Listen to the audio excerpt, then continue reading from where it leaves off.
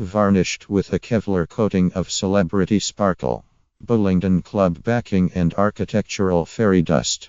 The Garden Bridge has always seemed capable of surviving every missile of common sense thrown at it.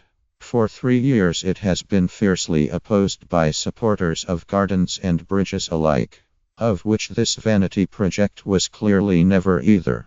But now it seems its invincibility cloak has finally worn off, as London's mayor, Sadiq Khan, has refused to guarantee further funding for his predecessor's misguided folly.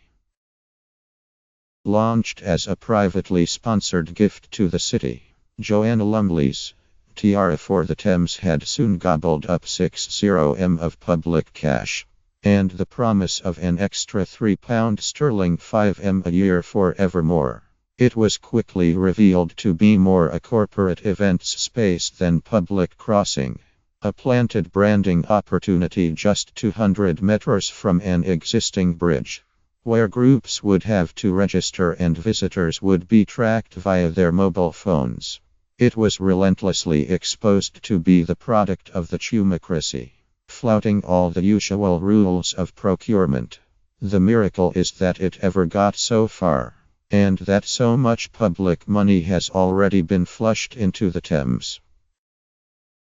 The blame lies firmly with former Mayor Boris Johnson, the one actor in this sorry saga who refused to comply with Margaret Hodge's recent inquiry into the project.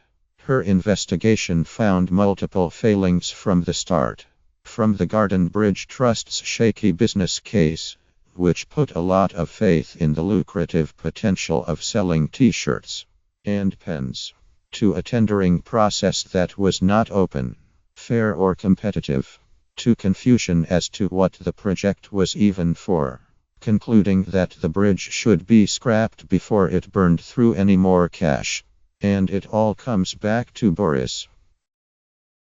It was Johnson who took up his childhood chum Lumley's idea, the Sylvan Crossing, which was initially conceived as a memorial to Princess Diana, and pitched to Ken Livingstone, who had the good sense to say no, and had it bulldozed through the system with flagrant disregard for due process.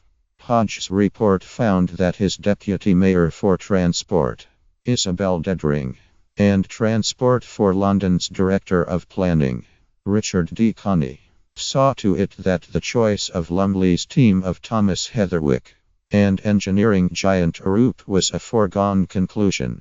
The team was allowed to revise their bid while their competitors were not. The scoring was found to be irregular, while D. Coney admitted that he alone judged the bids.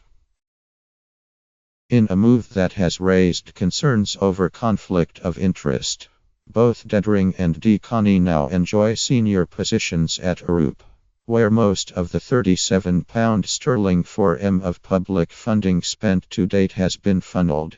TfL and the Department for Transport have both denied any such conflict. Hodge also raised concerns over the private interests of the Garden Bridge trustees, who appeared to have business interests on both sides of the river where the bridge was due to land. The project's business case spoke of a 5% increase in the value of property and a 30% increase in revenues for retail units, revealing the Green Tiara as a cynical garnish for raising land values in these central London areas, which the trust preposterously described as being in need of regeneration. As the champion of novelty infrastructure projects, Johnson saw in the Garden Bridge his chance. Another trinket to furnish his mantelpiece of ill-conceived urban ornaments. It would be a fitting addition to the empty Emirates airline cable car, his fleet of overheating Heatherwick-designed buses, and the lunatic tangle of the ArcelorMittal orbit sculpture in the Olympic Park. They are all projects characterized by the promise of private sponsorship, have ended up draining the public purse, standing as costly monuments to Johnson's self-promotion. By refusing the guarantee of further public funding for the Garden Bridge, Khan has effectively pulled the plug. Since major private donors have pulled out, the project has a 70M funding gap and its planning permission expires in December. But he must go further and hold those responsible to account. We must insist. The lake of public cash already drained into consultants, fees, and building full-scale prototypes is repaid.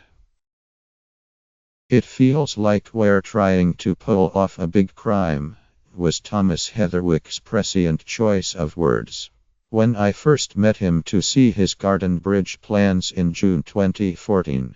And the conclusion of this long drawn-out public heist should be that crime doesn't pay.